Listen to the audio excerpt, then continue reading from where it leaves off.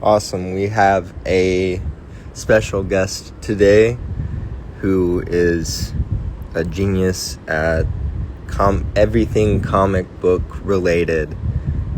Happy to have you on. Tell us about yourself. Introduce yourself for the audience, and we can get this podcast going. Yeah, thanks for having me on the podcast, brother. My name is Welse, and I'm a comic book colorist, artist, and writer from Nigeria. Yeah. What are some projects that you're working on right now that you're thrilled about?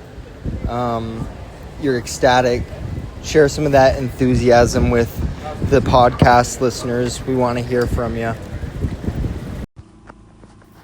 Well, right now I'm working on some indie projects. I work with Filbo Publishing, and also I do concept arts for certain indie creators. Some are like anonymous based on the contracts and all that. But also I'm working on my own stuff as well. So that's what I'm up to. What kind of advice would you give somebody just getting into it? Sometimes it can feel a little bit, it can make you feel small in a world so big and vast, right? So what advice would you give to somebody just starting out? Well, the advice I would give someone starting out is this. They should understand that everyone has their own timeline, and they shouldn't compare themselves with someone else that is running and doing life on their own timeline. They should just show up, keep doing what they are doing, and things will all work out. Because comparing actually makes you devalue or make you not see the worth of the things that you've done, the work that you've put into your dreams and your passion, because someone else's work is right before you. So focus on your work, learn the lessons you need to learn from someone else, but always stay on your timeline and never compare with someone else. Yeah. Okay, so you make comics.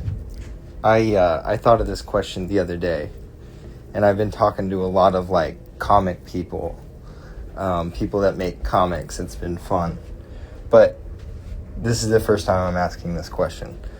Who are your favorite supervillains and why?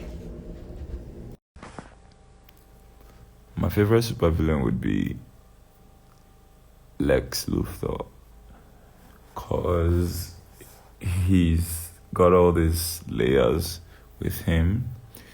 He's jealous, one, of Superman, of the attention that Superman has. He has no reason to be. He has no reason to be because he's a billionaire. He's got money. He's smart. He doesn't need to be.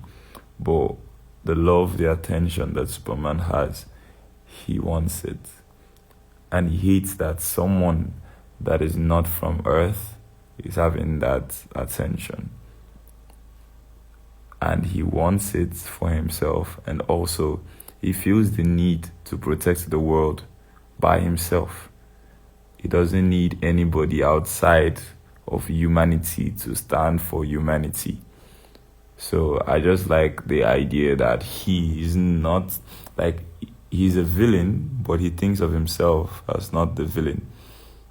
So he's actually interesting, and the fact that he's very smart and doesn't have superpowers, but just works with his brain.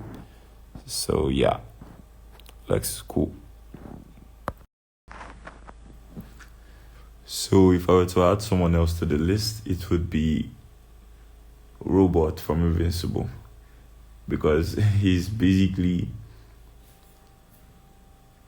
almost the same character as Lex Luthor, because in the end he becomes a villain because he wants to save the world, because he feels like his way is what is good for the world, the way he wants to do the things he eventually did where the right way to go.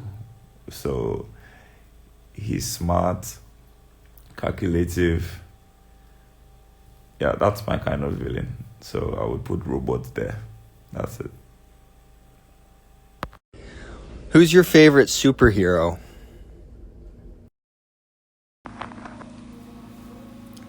That would be Adam Strange, because I like the fact that he has this life where he's a hero somewhere else, but not a hero on Earth, really. Yeah, Adam Strange. And I love the series from 2020, I think so. That short run with him being old and reminiscing on things of the past and all of that. That was interesting to look at. I love Adam Strange, yeah.